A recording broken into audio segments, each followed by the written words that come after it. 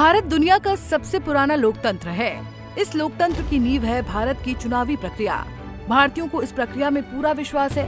दुनिया के सबसे बड़े लोकतंत्र में विदेशी ताकतों के दखल की कोशिश होती रही है, लेकिन हाल ही में एलन मस्क के डिपार्टमेंट ने एक लिस्ट जारी की है, जिसमें उन्होंने विदेशों में होने वाली फंडिंग पर रोक लगाई है। इसमें भारत का नाम भी शामिल है।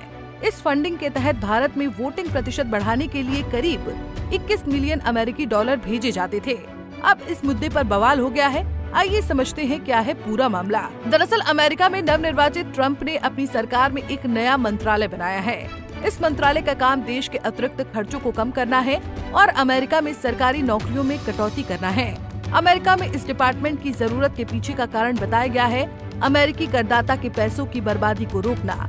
अब इस विभाग ने सोशल मीडिया प्लेटफॉर्म एक्स पर एक लिस्ट जारी की है, जिसमें कई देशों को अमेरिका की ओर से भेजी जा रही फंडिंग का जिक्र है। इस लिस्ट में जो सबसे चौंकाने वाला नाम है वो है भारत का। इस रिपोर्ट के मुताबिक भारत में वोट प्रतिशत बढ़ाने के लिए भेजी गई 181 करोड़ रुपए की फंडिंग, जिसका लक्ष्य भारत में वोटिंग टर्नआउट को बढ़ाना था। इस मुद्दे पर राजनीति शुरू हो गई है। बीजेपी की IT सेल प्रमुख अमित मालवीय ने ट्वीट कर भारतीय चुनाव में जॉर्ज सोरोस की भूमिका पर सवाल उठाए हैं। उन्होंने ट्वीट कर कहा कि एक बार फिर कांग्रेस पार्टी और गांधी परिवार के जाने माने सहयोगी जॉर्ज सोरोस की छाया हमारी चुनावी प्रक्रिया पर मंडरा रही है। 2012 में SY कुरैशी के नेतृत्व में चुनाव आयोग ने international foundation for electoral system के साथ एक समझौता ज्ञापन पर हस्ताक्षर किए थे। ये संगठन जॉर्ज सोरोस के ओपन सोसाइटी फाउंडेशन से जुड़ा हुआ है, जिसे मुख्य रूप से USAID से फंडिंग मिलती है। बीजेपी नेता ने आगे कहा, विडंबना ये है कि जो लोग भारत के चुनाव आयुक्त की नियुक्ति की पारदर्शी और समावेशी प्रक्रिया पर सवाल उठा रहे हैं, जो हमारे लोकतंत्र में पहली बार हुआ है, जहां पहले प्रधानमंत्री अकेले ही निर्णय लेते थे, उन्हें भारत के पूरे चुनाव आयोग को विदेशी ऑपरेटरों के हाथों सौंपने में कोई हिचकिचाहट नहीं हुई। बता दें कि इस मुद्दे पर प्रधानमंत्री मोदी के आर्थिक सलाहकार संजीव सान्याल ने भी प्रतिक्रिया दी है।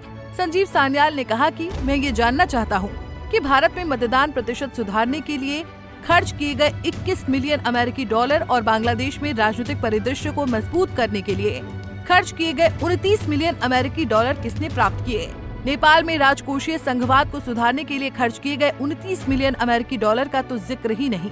USAID मानव इतिहास का सबसे बड़ा घोटाला है। वहीं अगर बात करें अमेरिका की इस लिस्ट की, तो इसमें कई अन्य देश भी हैं, जिसके लिए एलन मस्क ने आर्थिक सहायता देने से मना कर दिया है। एलन मस्क के नेतृत्व वाले DOGE ने केवल भारत और बांग्लादेश को ही नहीं बल्कि अन्य देशों को भी प्रभावित किया है। इन देशों में साइबेरिया शामिल है, जहां मतदाता विश्वास बढ़ाने के लिए 1.5 मिलियन डॉलर का प्रोग्राम रद्द कर दिया गया। माली, जहां 14 मिलियन डॉलर की सामाजिक एकता पहल को समाप्त कर दिया गया। नेपाल, जहां वित्तीय संघवाद के लिए निर्धारित 20 मिलियन डॉलर को रद्द कर दिया गया। और दक्षिण अफ्रीका, जिसने सीखने के परिणामों में सुधार के लिए 47 मिलियन डॉलर की फंडिंग खो दी। इसके अलावा कंबोडिया और सर्बिया भी DOGE की कार्रवाइयों से प्रभावित देशों की सूची में शामिल हैं। वहीं बता दें कि मस्क अमेरिकी राष्ट्रपति डोनाल्ड ट्रंप के करीबियों में माने जाते हैं। मस्क ने जो बाइडेन प्रशासन के दौरान ट्रंप को समर्थन दिया। 2020 में कैपिटल बिल्डिंग में हुए हमले के बाद सोशल मीडिया प्लेटफॉर्म जैसे फेसबुक और ट्विटर पर ट्रंप के अकाउंट को सस्पेंड करने के दौरान मस्क ने इसकी निंदा भी की थी। मस्क ट्रंप की अमेरिका प्रथम नीतियों के समर्थक हैं। यही वजह है कि ट्रंप ने अमेरिका का राष्ट्रपति बनने के बाद एक अलग मंत्रालय की घोषणा की, जिसकी जिम्मेदारी दुनिया के सबसे अमीर आदमी को सौंपी गई। बहरहाल, भारत में सत्ताधारी पार्टी इस तरह की आर्थिक सहायता को देश के लोकतंत्र के लिए खतरा बता रही है। साथ ही ये पैसा आखिर मिला किसको, इस पर भी सवाल उठ रहा है। देश की राजनीति में विदेशी ताकतों के हाथ होने पर पहले भी सवाल उठते थे।